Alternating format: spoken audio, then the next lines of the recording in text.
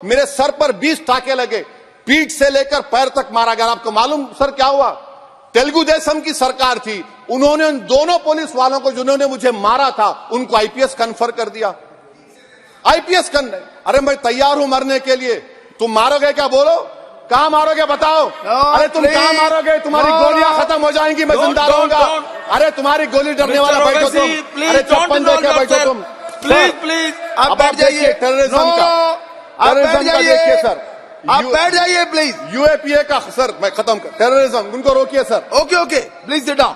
हाँ तुम गोली मार सकते, सस्पेंड नहीं कर सकते और कुछ नहीं कर सकते सर। टेररिज्म का डेफिनेशन में आप देखिए, यूएपीए का सेक्शन 16 क्लॉज 113 में आ गया। यूएपीए का सेक्शन 15 क्लॉज 131 में आ गया। देख लेंगे उसको, देख लेंगे। यूएपीए का आपत्तिजनक अंश निकाल दिए जाएंगे। यूएपीए का क्लॉज 18 113(4) में आ गया। यूएपीए का क्लॉज 18 113(3) में आ गया। यूएपीए का क्लॉज 20 113(5) में आ गया। यूएपीए का सेक्शन 19 113(6) में आ गया। अरे भाई साहब फिर क्या बचा है? आप यूएपीए से, मकोका से, गुजरात कोका से पीएमएलए सब ला लिए। तो स्पीकर सर, मैं अपनी बात को खत्म करने से पहले मैं उम्मीद कर रहा था कि मैंने वजीर दाखिला का एक स्टेटमेंट सुना था अमित शाह साहब का कि जब गुजरात के होम मिनिस्टर थे तो उन पर जुल्म किया गया, उनको दबाया गया। मगर हम ये समझ रहे थे कि जिस शख्स पर नाइंसाफी हुई है, जो वो क्लेम कर रहे हैं, तो कम से कम वो दूसरों से नाइंसाफी तो नहीं करेंगे। आप क्या कर रहे हैं?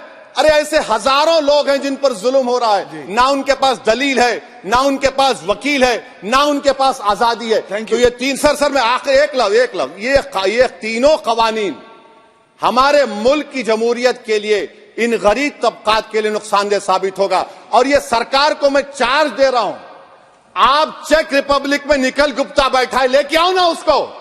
कुलभूषण यादव पाकिस्तान में बैठा है, लेके आओ ना। कतर में हमारे फौजी बैठे, लेके आओ ना उनको। अरे कहां तुम्हारी देशभक्ति है? अरे निखिल गुप्ता को लाओ, इस कानून में इस्तेमाल करो। मगर वो नहीं बोलेंगे। मैं इस कानून के आतंकवादी मानव अधिकार का सबसे बड़ा हनन करता है। जो आतंकवाद फैलाता है, आतंकवादी कृत्य करता है, जिसका जो विक्टिम होता है, इसके मानव का अधिकार का हनन आतंकवादी कृत्य करने वाला व्यक्ति करता है और उसको कठोर से कठोर सजा मिलती है। और मैं तो आश्चर्यचकित, मैं यहां बैठा होता तो टोकता भी, रोकता भी, प्रयास भी करता कि इसको सदन के रिकॉर्ड का हिस्सा न बनने दिया। आप एक्सपोज हो रहे हो, मगर मैं था नहीं, मैंने पढ़ा। इसका बचाव करते हैं। किस जमाने में जी रहे? अंग्रेजों का शासन नहीं है, कांग्रेस का शासन नहीं है, ये भारतीय जनता पार्टी और नरेंद्र मोदी का शासन। यहां पर आतंकवाद को बचाने की कोई दलीलें काम में नहीं ली जाएगी, परंतु इसके दुरुपयोग न हो इसके लिए इसकी व्याख्या भी हमने बड़ी स्पष्ट की है। मान्यवर, इसकी व्याख्या क्या की है? जो कोई भारत की एकता, अखंडता, संप्रभुता, सुरक्षा और आर्थिक सुरक्षा की प्रभुता को खतरे में डालता है और किसी भी वर्ग में आतंक फैलाने का प्रयास करता है, इधर और साइड से, उसको आतंकवादी घटना कहा जाएगा। उसका विवरण दिया है। डायनामाइट, विस्फोटक पदार्थ, जहरीले गैस, न्यूक्लियर का उपयोग, ऐसी घटनाओं में जब कोई भी मृत्यु होती है तो ये घटना करने वाला आतंकवादी कृत्य में लिप्त माना जाएगा। अब इसमें कहां दुरुपयोग की गुंजाइश है? मगर मन में एक भय पड़ा है मान्यवर, वो भय से ये विरोध जन्म लेता है।